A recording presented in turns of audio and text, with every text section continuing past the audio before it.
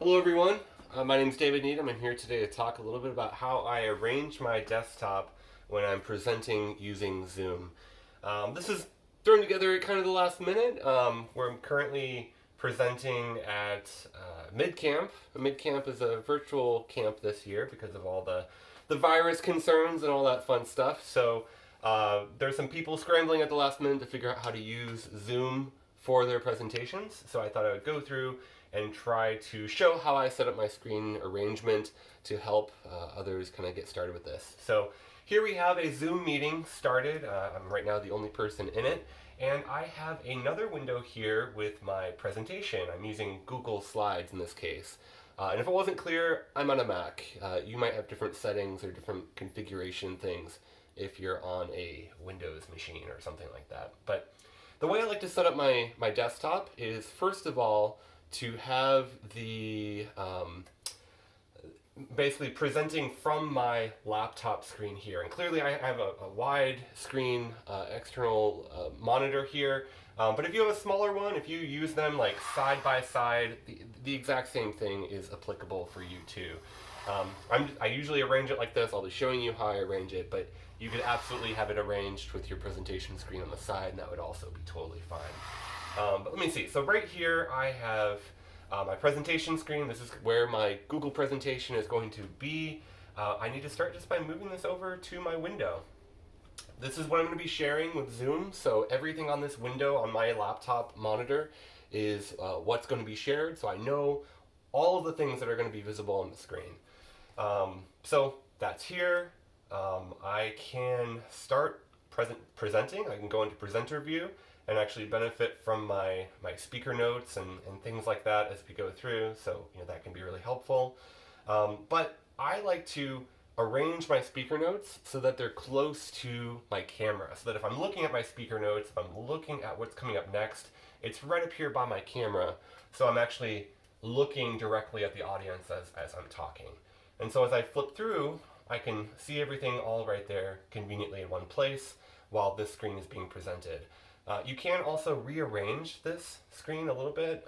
So if you make it wider, you can also make this wider so that you're looking at a larger version of your slides, which can be helpful if you do like I did here and just like flip this down and work directly off of that if that's any easier.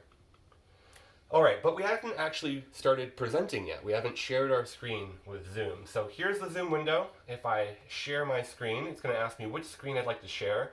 I generally don't like sharing a single window because then it's restrictive. If you need to do something like switch to your terminal window or switch to your code editor or switch to something like that, choosing just your Chrome window can be restrictive. You have to change settings, and that's a little frustrating. So I just change to my entire desktop, desktop 2 in this case, and I can confirm it looks like this one, so I'll choose that.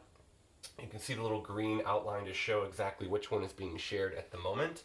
And it's all right here, so this looks good. I can actually click the little green arrow to make it full screen, so this is what people are seeing. And Zoom is a little frustrating sometimes because once you present, it changes the interface completely. If you didn't notice, the window for Zoom completely disappeared and was replaced by this sort of mini thing right here. Well, it's not bad, but it's not great. You can click on here to manage participants, and what I typically do, I'll show that when I'm presenting, move it off to the side so that it's visible if someone raises their hand or they join or leave or whatever. I can see that. If you find that distracting, you don't have to include it.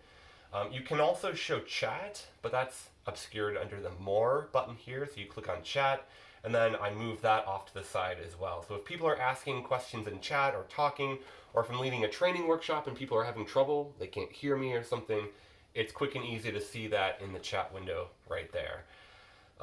Also, if you do polling or other things, that's an option, but we're just going through the basics here today.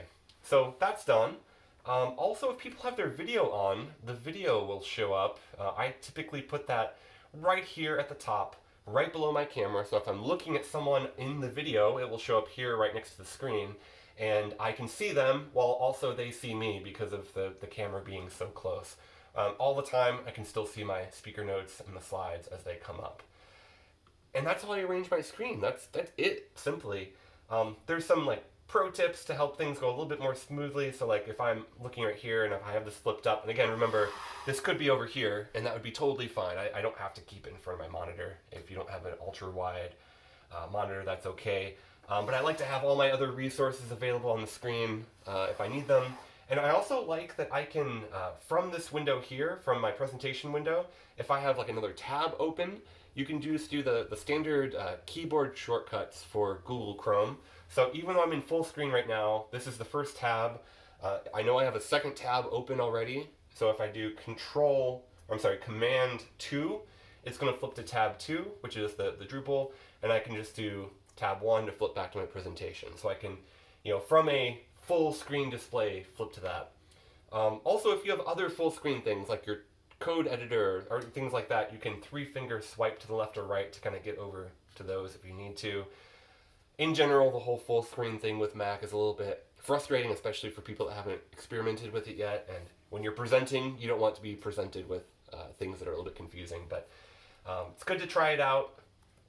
Yeah, this is how I present. I hope it was helpful. If you have any questions, feel free to hit me up on Twitter @DavidNeedham or on Slack. I'd be happy to talk more about it. Thank you very much.